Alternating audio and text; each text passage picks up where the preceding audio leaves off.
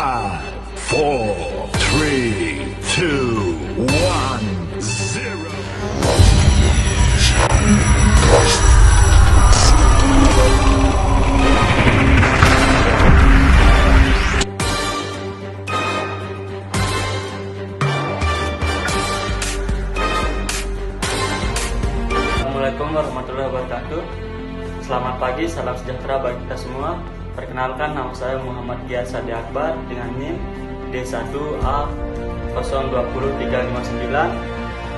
Dengan ini saya membuat video sebagai pengganti UAS mata kuliah Ilmu Negara yang diajarkan oleh Pak Johannes Joni Koinja. Saya akan menjelaskan klasifikasi negara menurut Cronenberg.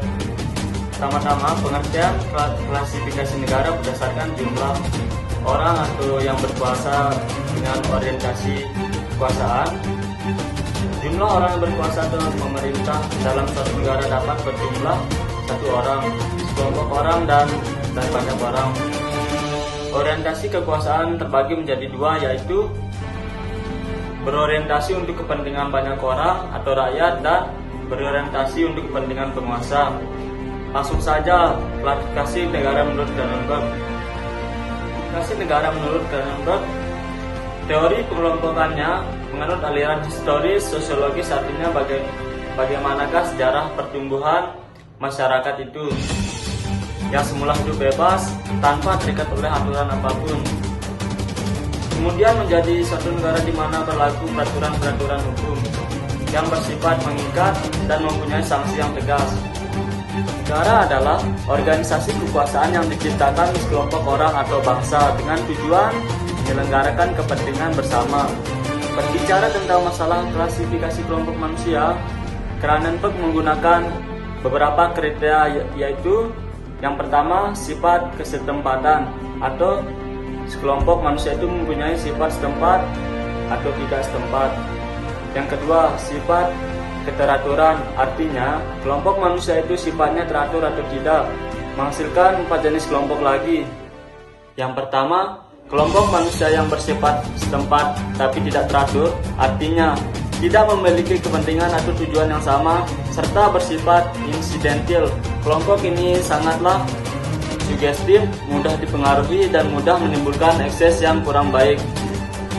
Yang kedua, kelompok manusia yang bersifat setempat dan teratur, adanya tujuan yang sama, seperti contohnya kuliah. Yang ketiga, kelompok manusia yang tidak setempat dan tidak teratur, timbulnya kelompok karena adanya persamaan-persamaan yang bersifat objektif atau lahiriah. Keempat, kelompok manusia yang tidak setempat dan teratur atau subjektif, dengan memiliki kesadaran kelompok dan kepentingan bersama. Parpol atau keluarga di dalam kelompok keempat terdapat tugas. Antara lain, 1. Membuat peraturan agar memperoleh kepastian sikap atau tingkah laku dalam pergaulan dengan orang lain serta mencapai tujuan bersama. Siapakah petugas yang membuat peraturan? Yakni sebuah badan legislatif. Peraturan umum adalah peraturan yang dibuat oleh badan berwenang dan sifat kekuasaannya umum. Yang kedua, melaksanakan peraturan yang diserahkan kepada badan eksekutif. Yang ketiga, tugas pengawasan yang dilakukan oleh badan yudikatif. Hakikat negara itu tergantung pada bagian sifat hubungan antara fungsi negara dengan organnya. Menghasilkan kriteria-kriteria dan klasifikasi. Pertama, sifat hubungan. Apakah fungsi negara itu terpusat pada satu organ atau didistribusikan? Sekian dari saya, kurang dan lebihnya mohon dimaafkan. Wassalamualaikum warahmatullahi wabarakatuh.